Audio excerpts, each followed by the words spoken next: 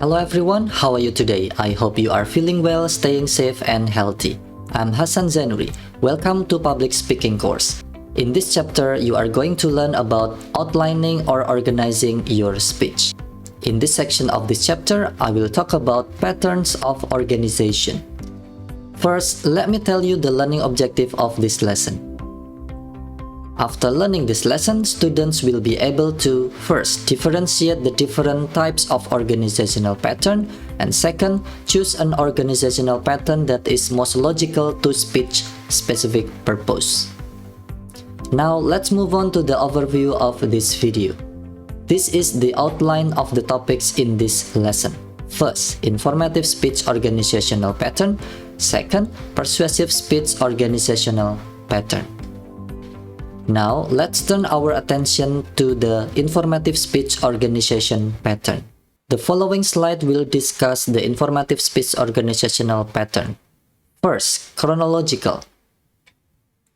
It is highly used organizational structure. It refers to time order. It can be used for long-term or short-term processes. Second, spatial. You can now see that chronological is a highly used organizational structure, but one of the ways our thoughts work could be through time orientation, past, present, or future. The spatial pattern is another typical mental process that involves movement in space or direction. It must be presented logically. The third pattern is topical. The topical organizational pattern is perhaps the most versatile in that it may be applied to a wide range of speech themes. Many themes will automatically divide into type of, kind of, sort of, or category of. Other topics are naturally divided into pieces of a whole. However, as previously stated, you should make sure that your categories should be clear, short, and distinct. The next pattern is causal and effects. It is a causal order if the specific aim involves phrases like causes, origins, roots of, foundations, basis, grounds, or source. It is an effect order if it mentions words like effects, results, outcomes, consequences, or products. If it addresses both, it is most likely in cause or effect order. However, it should be highlighted that a specific objective like this example is quite wide and probably not feasible for your class presentation.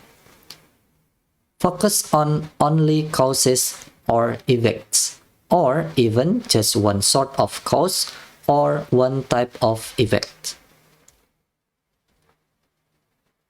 Now, let's move on to the second main point in this lesson, which is about persuasive organizational pattern.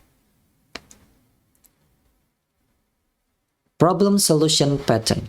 The problem solution pattern will be discussed in more detail in the chapter of persuasive speaking because that is where it most commonly used.